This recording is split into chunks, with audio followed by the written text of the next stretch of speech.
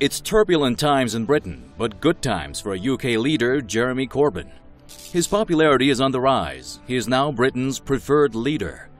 According to a recent YouGov Times poll, 35% of Britons now consider him as the perfect Prime Minister for the country. The sitting Prime Minister, Theresa May, has the support of just 34% of Britons. The Tories have a 17-point lead over Labour. Now, the 20th of June, after the general election, Jeremy Corbyn has a 3-point lead over her. So the tables have turned completely. A remarkable turnaround for Corbyn. This is the first time a Labour leader has had a lead over a Conservative Prime Minister since 2007, when Gordon Brown became the Premier. Corbyn's lead in polls has unnerved the Tories. And then there's also the fact that she's called this general election in order to improve her majority and ended up reducing it massively. In fact, she's lost her majority completely.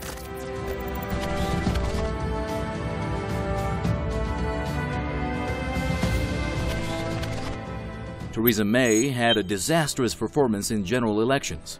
She had the majority in the parliament, but in order to have a better majority for a better Brexit deal, she called for snap elections. But things did not go as she had planned.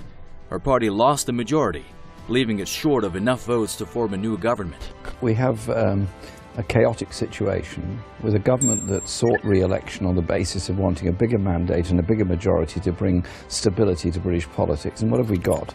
A minority government relying on the DUP to try and get business through the House of Commons when they have no agreed position, as far as I can work out, on most issues. That has created a crisis in the Conservative Party. And that's probably why the Tories are still sticking with Theresa May, despite her lackluster job performance. And I think really this has been because she is a bit of a puppet. In other words, she will read out scripts. She's not someone who's able to think on her feet. Changing the leader would inevitably trigger another general elections, which Jeremy Corbyn is poised to win. She doesn't go well in front of something that isn't scripted. So she's the sort of person who's been put into power effectively by the secret state and the civil service. I never want to hear those four little words. Corbyn is Prime Minister. That's what one of the Tory MPs has told reporters, and that shows the concerns a Corbyn leadership has triggered among Conservatives. The austerity policies of the Conservatives over the past 7 years have had their effect. So you'll probably find that the majority of people want her to resign. Also, there's a crisis of leadership, isn't there? Cost-cutting measures in the National Health Service, education and public welfare has made ordinary Britons fed up with the tough policies of the Conservatives.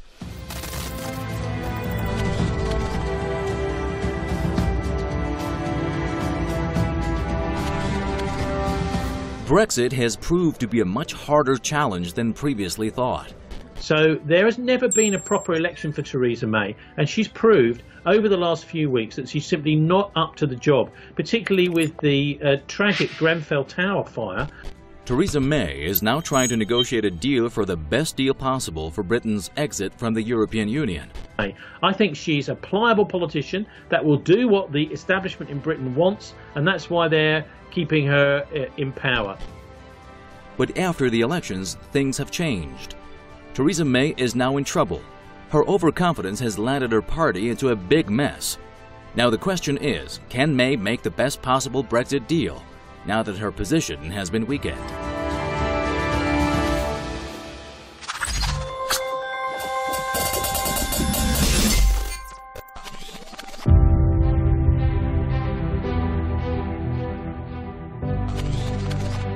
Saudi Arabia, Egypt, the United Arab Emirates, and Bahrain, which have boycotted Qatar, issued an ultimatum to Doha to shut down the Al Jazeera channel, curb ties with Iran, close a Turkish military base, and pay reparations as part of a long list of other demands. Qatar's initial reaction shows the Persian Gulf Kingdom will not accept the demand, which Doha described as unrealistic. I think in the long run, the GCC, which was a creation of the Saudis back in the 1980s, really has nothing to hold it together except their mutual distrust and dislike of various groups such as Iran, or maybe deciding that we're going to punish Qatar because they might support the Muslim Brotherhood. But there's nothing really holding these people together. There's no real trade between them. It's basically oil and tourism from abroad. So I think that the GCC countries may not last too long if they keep this hardline approach up.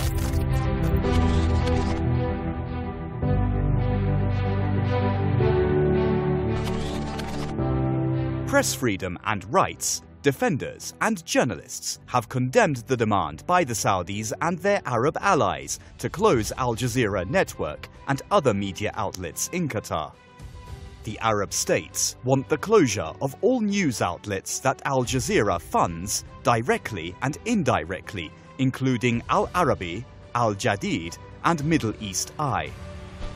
Alexandra El Khazen, head of Middle East and North Africa desk at Reporters Without Borders, a non-profit organization promoting press freedom, says, quote, "We are really worried about the implication and consequences of such requirements if they will ever be implemented." Khazen also said such measures threaten the diversity in the Arab media landscape and pluralism.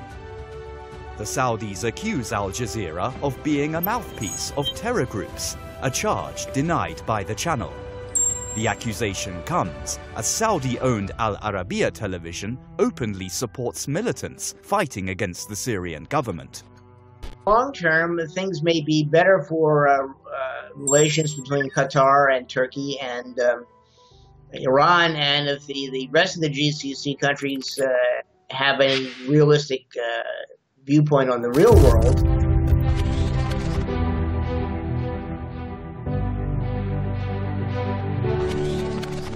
The Saudi demand that the Turkish base in Qatar be closed has angered Ankara. Turkey has dismissed the demand, saying the base guarantees security in the Persian Gulf and demands for its closure are interference in Ankara's ties with Doha. Turkey is now looking to improve relations with Iran, in part, I think, because the Russians have moved forcefully into Syria, limiting Turkey's actions and linking and cutting some trade with Turkey, which is now slowly being restored. But I think the Turks are maybe becoming a bit more realistic and looking to decouple trade and politics from one another. And they, of course, share a 560-kilometer border with Iran that hasn't changed in 4 centuries. Saudi Arabia tried for years to form an alliance, including Turkey, against Iran and Syria. The alliance has funded militants in Syria since 2011 to topple the Syrian government, but to no avail. The Persian Gulf crisis has severely damaged the alliance, and the long list of demands placed on Qatar has pushed it to the verge of collapse.